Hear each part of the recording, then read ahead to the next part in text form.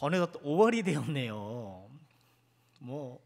하니까 벌써 5월이에요. 시간이 참 빠른데, 5월일 가정의 달이죠.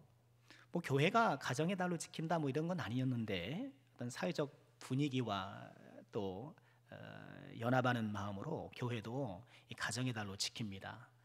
특별히 5월 한 달 동안 가정의 소중함을 또 일깨우는 기회로 삼고 있는데요.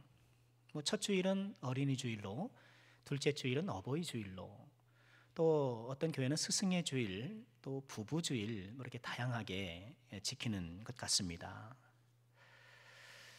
그런데 가정의 달이 좀 부담스러운 분들도 더러 계시는 것 같아요.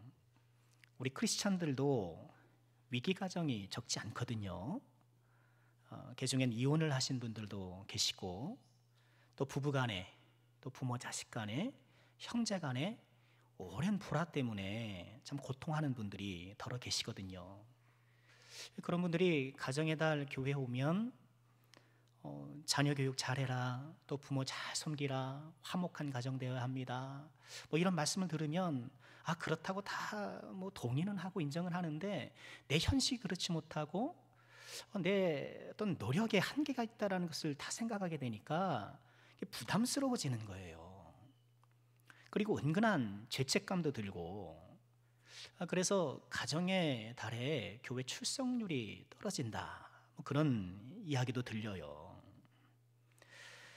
그러나 그럼에도 불구하고 우리는 가정의 행복을 결코 포기할 수 없죠. 왜냐하면 이 가정은 하나님께서 천지를 창조하신 후 우리 인간들에게 주신 첫 선물이기 때문에 그렇습니다. 아담 혼자 독처하는 것이 좋지 못하다. 하나님께서 지으신 모든 것들이 다 좋았고 참 좋았지만, 아담이 홀로 독처하는 것이 좋지 못해 누구를 주셨나요? 하와를 주셨죠. 그 말씀은 결혼이라는 제도의 탄생을 이야기하는 것이기도 하지만, 동시에 가정의 출생을 이야기하는 것이기도 하죠. 홀로 독처하는 것이 좋지 못하여 가정을 주신 것이죠. 그러니까 사람은 가정 안에 있을 때 가장 아름다워요. 가정 안에서 평안과 안정감을 누릴 때 그의 인생이 평안한 것이죠. 에덴 동산의 첫 가정을 깨뜨렸던 그 마귀가 여전히 오늘날에도 두루 다니며 삼킬 가정을 찾고 있어요. 우리의 현실이 녹록지 않더라도 우린 다시 한번 성령 안에서 심기일전하여서 우리의 가정을 돌아보고, 또 우리 가정에 대한 그런 부담감이 있다면 우리 주님을 의존하고 맡기는 그런 믿음 안에서 이 부담을 소망으로 좀 승화시키고 새로운 마음가짐으로 이 5월을 시작했으면 어떨까요? 5월 가정의 달을 맞이해서 혹여나 우리 가정에 무너진 단장이 있다고 한다면 벽돌 한 장 다시 쌓는 그 마음으로 아름답게 보수되고 수축되는 애를 소망하며 함께 기도하는 5월이 되었으면 좋겠습니다. 어린이주일을 오늘 맞이했는데요, 설교 제목을 이 아이에게 어떻게 행하리까 이렇게 정해보았습니다. 근데 이 말은 제가 지은 말은 아니에요. 우리가 2주 전에 삼손 이야기 잠깐 나눴었잖아요. 삼손의 아버지인 마노아가 했던 말입니다. 잘 아시는 대로 마노아 부부는 아이가 없었잖아요. 그런데 어느 날 하나님의 사자가 나타나지요. 이 고대 사회에 자녀가 없다라는 것은 큰 불행이었거든요. 불행을 안고 살고 있던 가정 가운데에 여호와의 사자가 나타나셔서 아주 기쁜 소식을 전해주시는 거죠.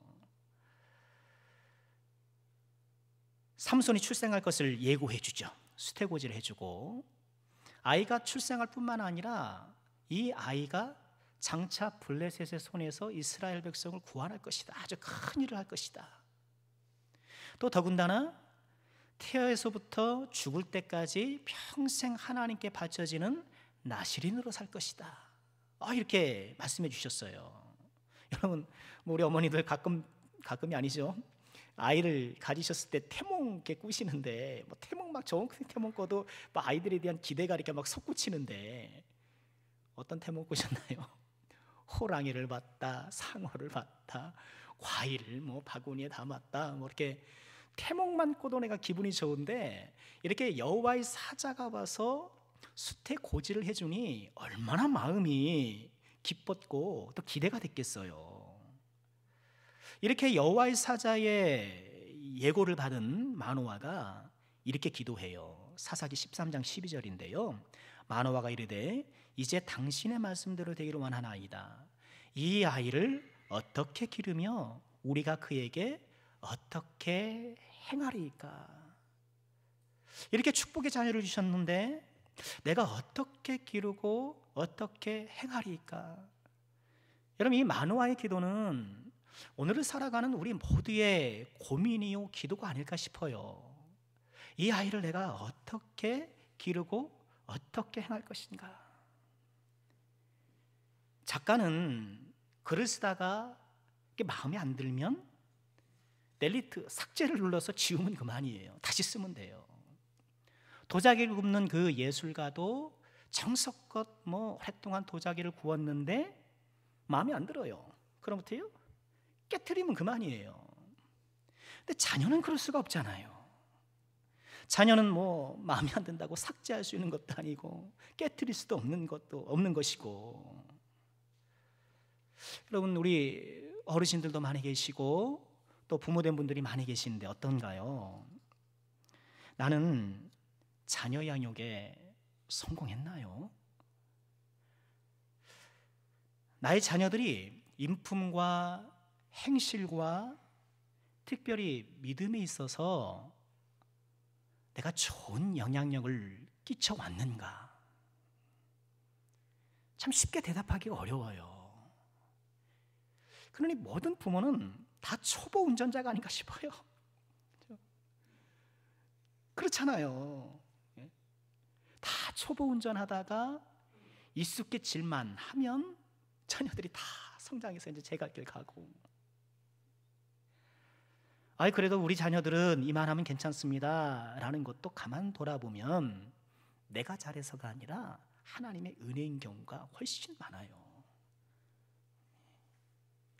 주여 이 아이에게 어떻게 행하리이까? 우리도 마노아 부부처럼 기도하지 않을 수 없는 것이죠. 그럼 마노아 부부는 그들이 기도한 것처럼 삼손을 양육하는 데 성공했을까? 안타깝게도 삼손의 행적을 보면 성공했습니다 이렇게 이야기하기가 쉽지 않아요. 삼손 평생 나실인. 그런데 이 나실인 규약을 너무나 쉽게 깨뜨려요. 아무것도 아니게 살아가요. 사채 막 만지고 술 마시고 여성 좋아하고 나실인 전혀 나실인답지 않게 살아가잖아요. 희한한 것은 성경에 등장하는 소위 믿음의 거장들이 유독 자녀 교육에 있어서는 실패한 사례가 많다는 거예요. 엘리 대제사장 그렇잖아요. 당대 최고의 대제사장. 그런데 그 두 아들 홈리와 비느하스가 아주 망나니 짓을 하잖아요. 성전에서. 엘리 제사장이야 둔한 사람이고 약간 좀 느린 사람이라고 치자고요. 근데 그의 뒤를 이어받았던 사무엘은 어떻습니까? 여러분, 성경의 수많은 인물들 가운데에 흠이 없는 인물, 저는 사무엘을 꼽습니다. 어떤 분은 요셉도 꼽는데요. 근데 가만 보면 요셉은 형들 고자질했잖아요. 고자질하고 고자질이 아주 나쁘냐 이런 거는 둘째치고 약간 흠이라고 하면 흠이할 수 있는데 사무엘 같은 경우에는 전혀 흠이 없어요. 하나님의 말씀을 어긴 적도 없고 또 하나님께서 기뻐하시지 않는 그런 실수를 한 적도 없고 한결같이 하나님 앞에 올곧게 살아간 사람임에도 불구하고 어떤가요? 그의 두 아들이 뇌물을 받고 악한 일을 한 거예요. 결국 두 아들의 악행이 빌미가 돼서 이스라엘이 왕정 정치로 이렇게 돌아서는 그런 계기를 맞게 된 것이죠. 성군으로 불리는 다윗은 또 어때요? 다윗 하면 이스라엘 백성들이 다 아우르는 정말 이렇게 우러르는 그런 왕이잖아요. 수많은 시편의 저자이고 또 다윗 왕조 그 언약에 의하여 다윗의 후손에서 그리스도가 나는 그런 영광도 얻잖아요. 그러나 그의 아들들은 성폭행하고 또 죽이고 역모 뭐 이런 아들이에요. 그러고 보면 우리 인생의 모든 영역에 하나님의 은혜가 필요하지만 자녀 양육의 이 영역만큼 하나님의 은혜가 절실한 곳이 없지 않는가. 하나님의 은혜가 각별히 필요한 부분이 이 자녀 양육의 부분이 아닌가 하는 것이죠. 그래서 가만 보면 부모님은 참 괜찮고 특별히 흠이 없는데 아니 자녀는 그렇게 몹쓸 자녀가 나오기도 하는 거예요. 반대로 부모는 예수의 옛자도 모르고 그냥 세상적으로 살아가는데 그 자녀들이 참 믿음이 훌륭해서 사람들에게 존경받는 자녀가 나오기도 하고. 그러니 사람의 뜻대로만 되는 게 아니에요. 내가 뭐 이렇게 요즘 얼마나 그 자녀 양육에 대한 정보들이 차고 넘칩니까? 그런 정보를 내가 다 동원해가지고 뭐 이렇게 과학적으로 뭐 학적으로 한다고 해서 되는 것이 아니에요. 하나님의 은혜가 반드시 필요한 거예요. 그래서 우리는 이 마노아 부모처럼 기도하지 않을 수가 없는 거예요. 마노아 부부의 기도가 실패했을까? 저는 결코 그렇지 보이지 않아요. 왜 그렇습니까? 비록 삼손이처럼 일탈을 일삼고 그러나 마지막 순간에 어땠습니까? 그의 한 몸 바쳐서 이스라엘 백성을 구원했던, 그래서 히브리서 11장 명예전당, 믿음의 명예전당에 그 이름이 등재된 것을 보면 삼손은 부족했지만 마노아 부부의 간절한 기도를 하나님께서 들어주셨고 그 기도가 하나님 앞에 기쁨이 되어 이 삼손이 마지막에라도 그렇게 하나님께 돌아온 것이 아니겠는가. 우린 다시 한번 어거스틴 어머니 모니카를 향한 암브로스의 그 격려의 말을 기억해야 되겠죠. 뭐예요? 기도하는 어머니의 아들은 망하지 않는다. 기도하는 자녀의 자식은 결코 넘어지지 않는다. 우리가 꼭 기억하시고요. 기도의 부모, 기도의 아버지, 기도의 어머니가 될 수 있기를 다시 한번 주의 이름으로 축원드립니다. 자, 우리는 아이에게 어떻게 행해야 할까요? 오늘 에베소서 6장 4절 말씀이 우리에게 소중한 길을 제시해 준다, 그렇게 봅니다. 다시 한번 읽어볼까요? 4절 말씀입니다. 함께 할까요? 또 아비들아 너희 자녀를 노엽게 하지 말고 오직 주의 교훈과 훈계로 양육하라. 우리가 자녀를 어떻게 양육할까? 오늘 에베소서 6장 4절의 말씀은 우리에게 두 가지를 얘기합니다. 첫 번째는 너희 자녀를 노엽게 하지 말라는 거예요. 자녀들을 노엽게 하지 말라. 이 노엽게 하다라는 이 단어는 신약 성경에는 2번 사용되었고 헬라어 70인경 성경 전체로 보면 60번 정도 사용되었던, 그래도 꽤 많이 등장하는 단어예요. 말 그대로 괴롭게 하는 거예요. 누구를 막 괴롭게 하는 거, 또 누구를 막 화나게 하는 거예요. 여러분 가만 보면 화를 돋구는 사람이 있죠. 실실 그냥 까르면서 화를 돋구는 사람이 있잖아요. 화를 돋구는 거, 그거예요. 그러니까 자녀들을 노엽게 하지 말라는 것은 자녀들의 마음에 상처와 분노를 심어주지 말라는 거예요. 우리 한국 교계에서 가정사역에 그래도 가장 앞장서고 있는 분 꼽으라면 송기론 목사님일 거예요. 그분이 한 신문기고문에서 이런 말을 한 적이 있습니다. 인류가 시작된 이래 수많은 심리학자, 아동학자, 교육학자들이 자녀 양육에 관한 책을 썼다. 그 양은 지구를 덮고도 남을 분량이다. 하지만 그 책을 요약하면 딱 한 문장이다. 내 자녀를 노엽게 하지 말라. 그분은 그렇게 보는 거예요. 모든 심리학자, 아동학자, 교육학자들이 많은 책을 썼습니다만 그 책의 중심되는 주제 한 줄로 요약하면 내 자녀를 노엽게 하지 말라는 거예요. 에베소서를 읽었습니다만 에베소서가 기록될 당시 로마 사회에는 엄청난 엄격한 가부장제 사회였습니다. 페트리아 포스테타스라는 이 아버지의 권위가 절대적이어서 그 가정의 모든 소유권자요 결정권자가 아버지예요. 자식이 마음에 안 들면 아버지가 쇠사슬에 묶어놓기도 하고 뭐 때리는 건 다반사고 정말 이게 해악이 된다 할 때는 아이를 죽이기까지 했어요. 그래도 사회가 노터치. 왜? 그 가정의 권위는 아버지였기 때문에. 이 절대적인 가부장 사회였거든요. 오늘 말씀은 자녀들을 노엽게 하지 말라고 하면서 노엽게 하지 말아야 될 그 주대상을 누구로 적시해요? 아비들아, 이렇게 얘기를 해요. 아비들에게 특별히 당부하는 것은 당시 로마 사회의 이런 가부장적 분위기를 겨냥한 거예요. 성경은 이런 로마 사회의 가부장적 분위기가 자녀들 마음에 노여움을 심어줄 수 있을 것을 간파하고 그것을 경계하고 주의하고 있는 거예요. 우리 대한민국 사회는 어떠나요? 이제 우리 어르신들은 가부장적 사회에 살았지만 지금은 뭐 거의 다 사라진 게 아닌가 싶어요. 지금도 큰 소리 치는 남편들 있습니까? 예, 어때요? 남편이 큰 소리 쳐요? 요즘 젊은 사람들은 설거지를 잘해야 됩니다. 설거지 잘해야 되고 집안일도 같이 하고 이 가부장적 분위기가 많이 사라졌죠. 그러나 여전히 자녀들의 마음속에 상처와 분노가 심겨지는 일들은 그치지 않고 있어요. 세상에 어떤 부모가 자녀들의 마음에 노여움을 심어주고 싶겠어요? 세상에 어떤 자녀가 우리 아이들에게 상처를 주고 너무 이렇게 힘들게 하고 싶은 사람이 세상에 어디 있겠어요? 또 오늘날에는 젊은 사람들이 자녀 양육에 대한 정보를 많이 얻어요. 그래서 어릴 때의 경험들이 성격 형성에 매우 지대한 영향을 끼친다는 것을 잘 알기 때문에 얼마나 이렇게 지혜롭게 아이들을 잘 다루도록 그렇게 하는지 몰라요. 그러나 그럼에도 불구하고 상처와 분노가 심어지고 있다는 거예요. 어떤 형제가 있었어요. 제가 알았을 때 당시는 초등학교 고학년, 5학년, 6학년 이렇게 형제였는데 그 형은 평범해요.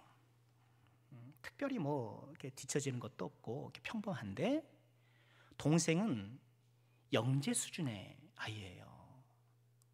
그러면 가만 보니까 머리가 비상한 거예요.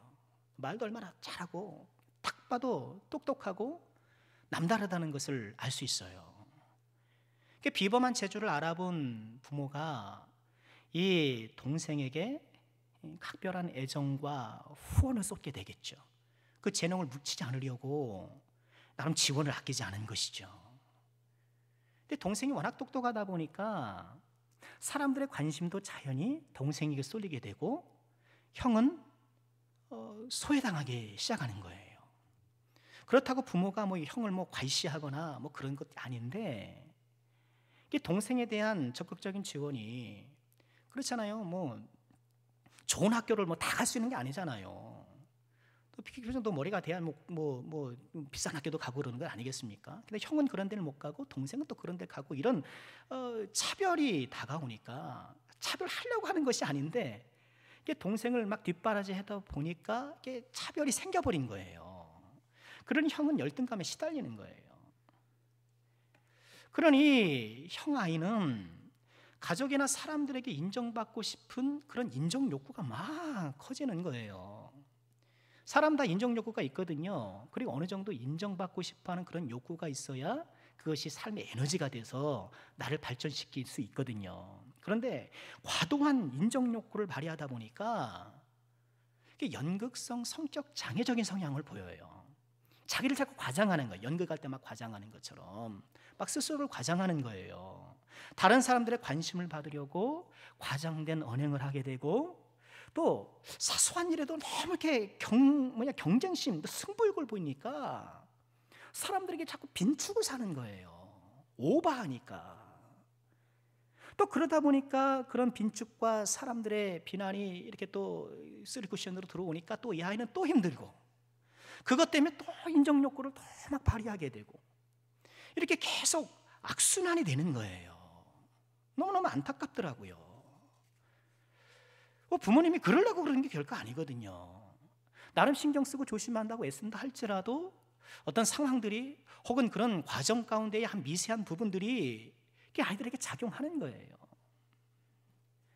여러분, 우리에게 우리 자녀들이 혹시나 나의 언행 심사로 말미암아 상처와 분노를 그 마음에 쌓지 않도록 우리가 유념하고 주의하고 세밀한 관리가 필요하다라는 거예요. 그러니까 내 자녀니까 내가 막 하잖아요. 우리 그러기가 쉽잖아요. 우리가 문화가 그랬잖아요. 사람들 보는 앞에서 뭐 이놈 새끼 뭐라고 뭐 엉덩이도 치기도 하고 뭐 함부로 대하잖아요. 가만 보면 가정 내에서 상처를 받는 경우가 훨씬 많다는 거예요. 편하다는 이유 때문에 세밀하게 보살피지 못하고 배려하지 못하는, 가정에서 상처받는 경우가 많더라는 거예요. 우리의 사소한 말과 행동이 자녀들에게 큰 상처가 될 수 있다는 것을 우리가 좀 기억할 필요가 있고요. 그런데 우리 자녀들에게 가장 큰 상처와 분노를 심어주는 것은 따로 있다는 거예요.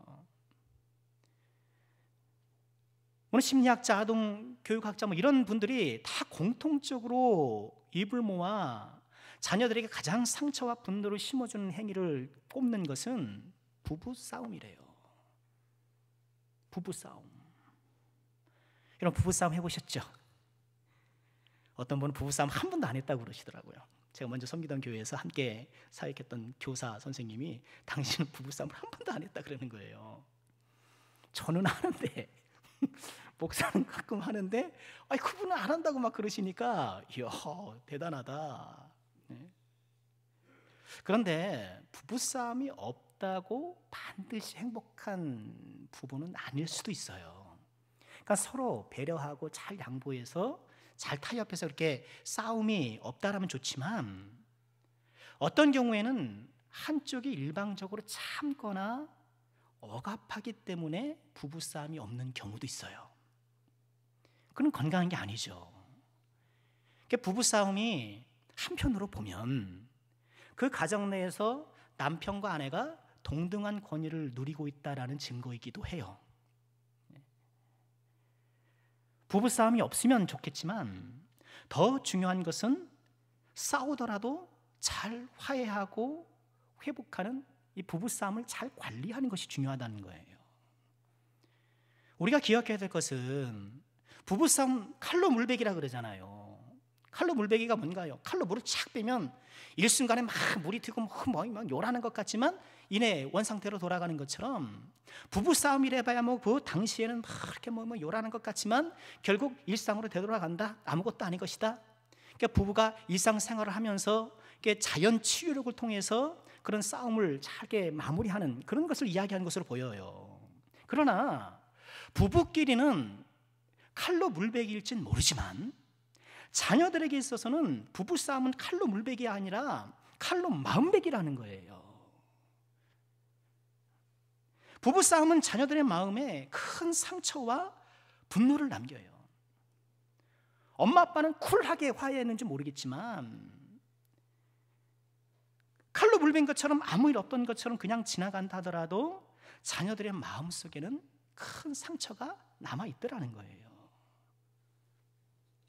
왜 전쟁에 참여했던 사람들이 외상후 스트레스, 트라우마를 경험하잖아요. 전쟁 사람 죽고 이런 극도의 스트레스를 경험하다 보니까 자꾸 그런 게 생각나고, 그런 상황이 벌어지면 막 장애가 일어나고 막 마음이 불안하고 막 그런 거잖아요. 우리 자녀들에게는 부부싸움이 전쟁터라는 거예요. 부모들에게 우리 자녀들은 우주거든요. 특히 어린 자녀일수록 부모가 전부거든요. 그런데 부모가 막 요란하게 맹렬하게 다투면 아이들이 지금 전쟁터를 경험하는 거예요.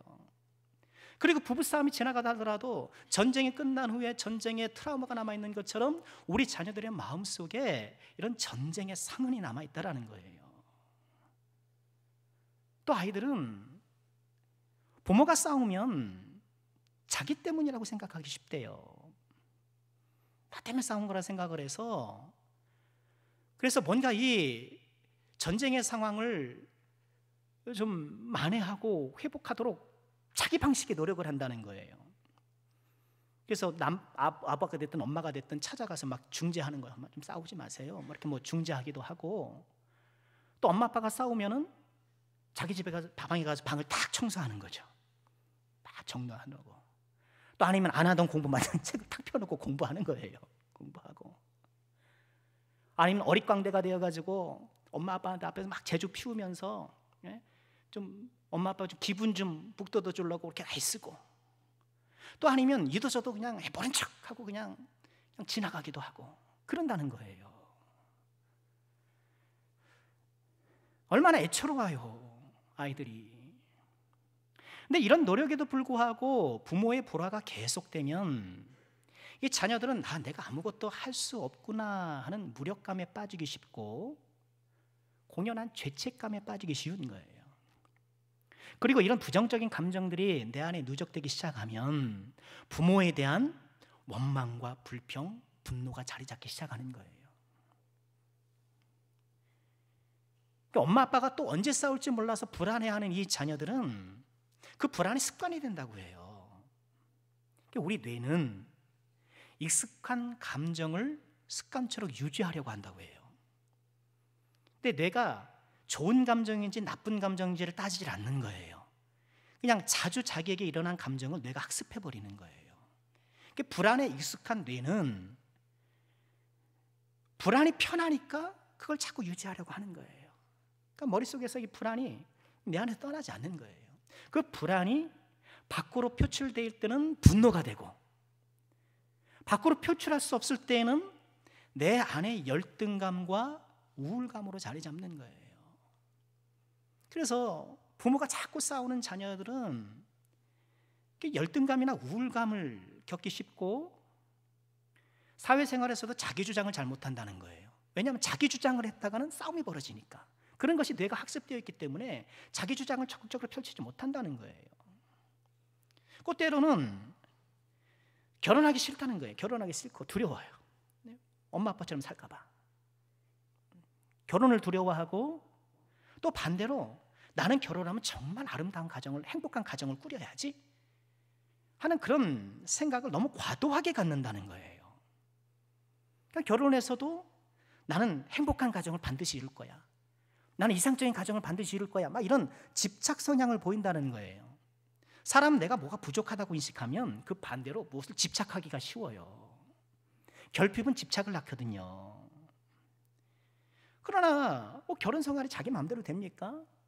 여러분, 그런 그 이상적이고 환상적인 그런 가정 생활이 다 되나요? 다 죄인들끼리 모여 사는데. 또 그렇게 살다 보면 내 뜻대로 안 되는 거예요. 또 갈등이 발생하는 거예요. 그렇게 되면 갈등을 해결하는 것을 내가 보고 학습하지 못했기 때문에 갈등을 어떻게 해결할 줄 모르는 거예요. 또 싸우는 거예요. 그러니까 부부 싸움이 대물림 되는 거예요.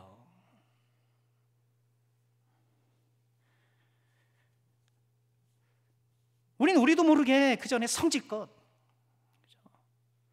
그저 내 그냥 화나는 대로 막 이렇게 해버렸는데, 그 사이에서 우리 아이들이 참 전쟁터를 경험하면서 마음의 지옥을 누리게 된다는 거예요. 경험하게 된다는 거예요. 그래서 전문가들은 이런 부부싸움과 관련해서 꼭 두 가지를 지키라고 당부합니다. 첫 번째는 자녀 앞에서 결코 싸우지 말라는 거예요. 자녀 앞에서 싸우지 말라는 거예요. 아이들에게 전쟁터를 만들어주지 말라는 거예요. 여러분, 전쟁터에 내보낼 사람이 어디 있겠습니까? 전쟁이 벌어지면 내 아들, 군대 가 있는 내 아들 어떻게 내가 돈을 써서라도 빼려는 거 싶은 게 부모 마음이 그럴 터인데, 우리 아이들을 전쟁터로 내보는 거라는 거예요. 그러니 부부간에 서로 갈등이 생길 때에 자녀들에게 그 갈등이 표출되지 않도록 그 절제할 수 있는 성숙함을 길러야 된다는 거예요. 막 부모가 막 꼭지가 돌아가가지고 막 절제 못해가지고 이렇게 막 분노를 막 쌓아대고 그러면 우리 자녀들이 어디 갈 데가 없는 거예요. 그러니 자녀들과는 결코 싸우지 않겠다라는 원칙을 세우셔야 돼요. 부부께서 싸워야 한다라면 차에 가서 싸우시고, 싸워야 한다면서 뭐 주먹을 빡 쳤네요. 근데 우리 전통사회가 그러지 못했잖아요. 옛날에 할아버지도 살고 우리 대가족으로 사니까 한 방에 부모, 아버지, 어머니, 자식 뭐 다 자잖아요. 그러고 보니까 어디 가서 싸울 데가 없는 거예요. 그러니까 그 집안에서 싸우니까 다 보고 자라는 거예요. 그러니 내가 부부싸움 할 때 내 모습은 부모의 모습에서는 왔을 가능성이 매우 높아요. 그러니 여러분, 자녀들 앞에서는 싸우지 않겠다라는 그런 다짐을 꼭 하시길 바랍니다. 그리고 뭔가 좀 갈등이 있고 좀 다투어야 할 때는 좀 장소를 벗어나세요. 아이들은 좀 모르게 하세요. 최대한 모르게 하시고, 자녀들 앞에서는 티를 내지 마세요. 표정 관리를 좀 하셔야 돼요. 아니, 위선은 그렇게 잘하면서 우리가 다른 데 가서 위선은 잘하면서, 여러분 이것은 좋은 위선이에요. 좀 표현이 그렇습니다만 자녀들 앞에서는 티를 내지 말아야 돼요. 최대한 자녀들이 과도한 불안감에 시달리지 않도록 그 전쟁터를 만들거나 보여주지 않도록 노력해야 된다는 거예요. 부부싸움 하지 마시기 바랍니다 라고 말해봤자 이게 뭐 소용이 있을까 싶은데, 자녀 앞에선 부부싸움 하지 마시기를 부탁드려요. 두 번째는, 부부싸움을 부득이 했다라면, 뭐 그런 걸 할 줄 알면, 그죠? 그런 거 할 줄 알면 뭔 걱정이 되겠습니까? 그런데 우리는 다 연약하잖아요. 우리 그릇이라는 것이 다 부족하잖아요. 그러니 이 자녀들 앞에 못 볼 꼴을 보일 경우가 있는 것이죠. 그랬다라면 반드시 화해하는 과정을 보여줘요.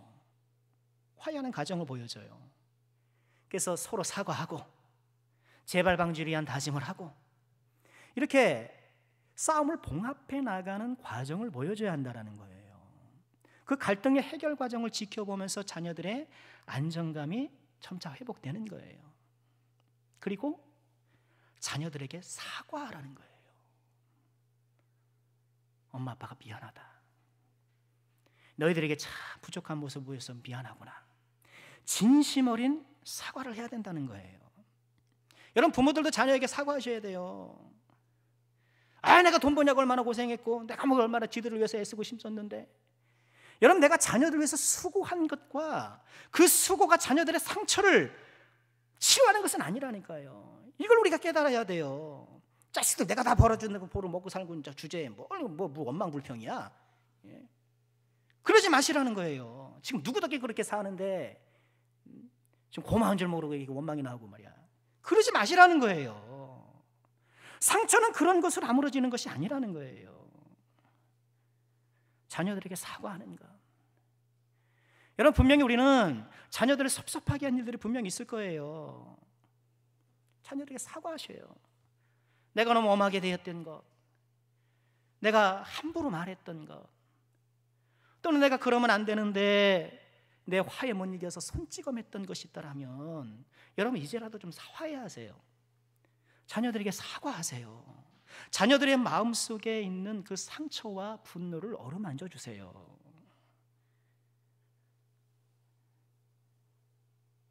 또 우리 자녀들이 기억할 것이 있어요. 혹시 내가 부부싸움 하는 그런 가정에서 내가 좀 잘하고 그런 영향을 받았다고 할 때에는 정신을 바짝 차리고 내가 그러지 않을 사람이 되기를 위해서 노력해야 돼요.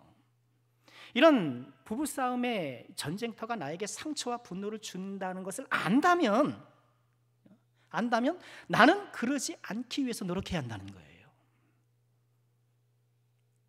연탄길이라는 그 책의 저자 이철환 씨죠.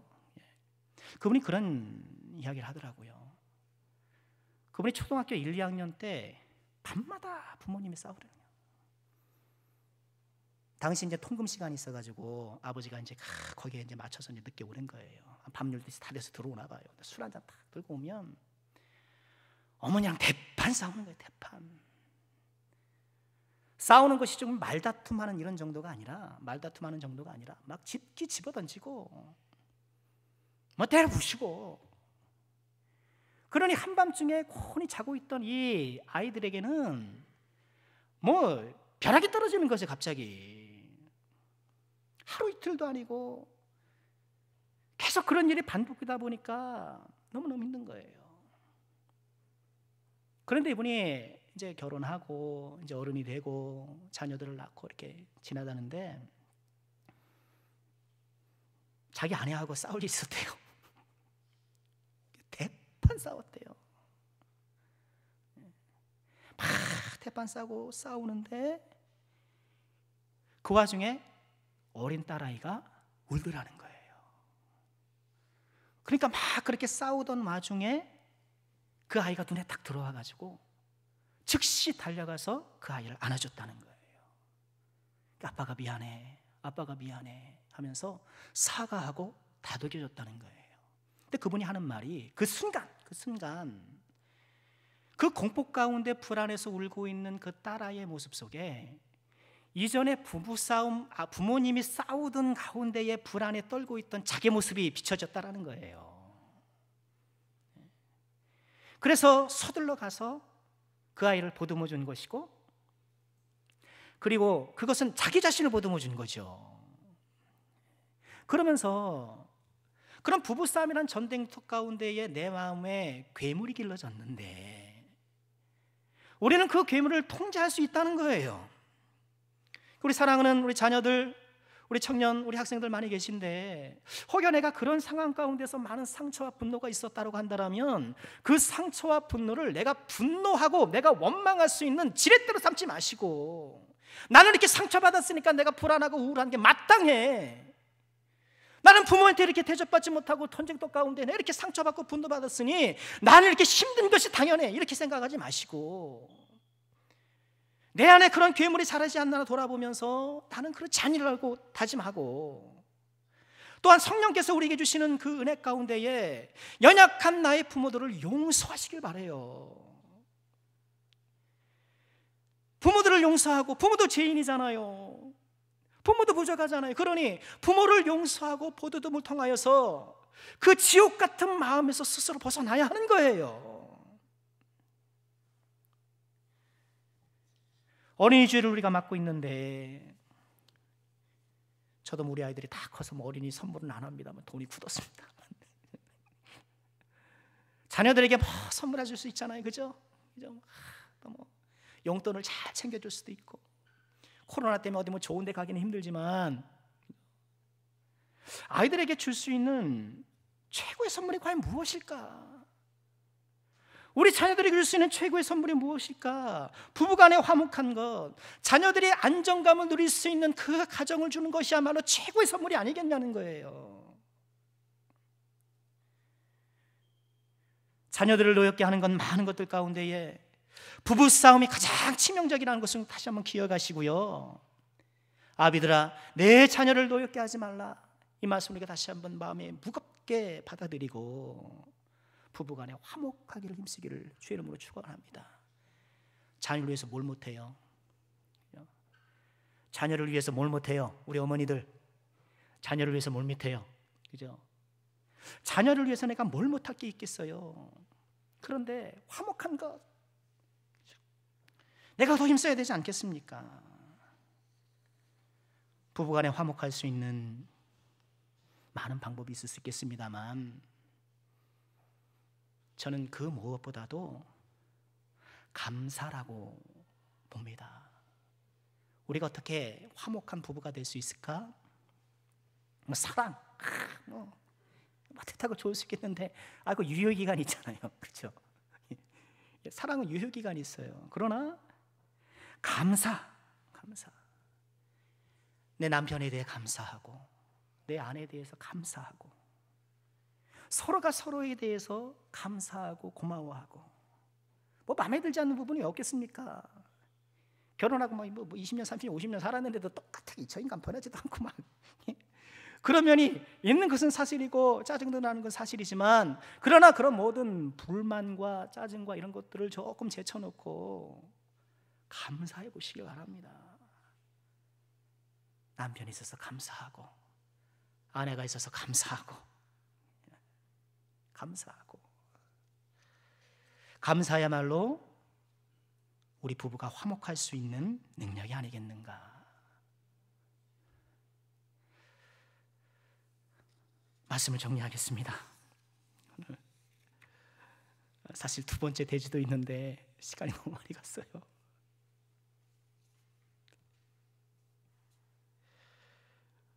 어린이 주일을 맞이하여서 우리 자녀들에게 내가 뭘 해줄 수 있을까? 뭘 해줄 수 있을까?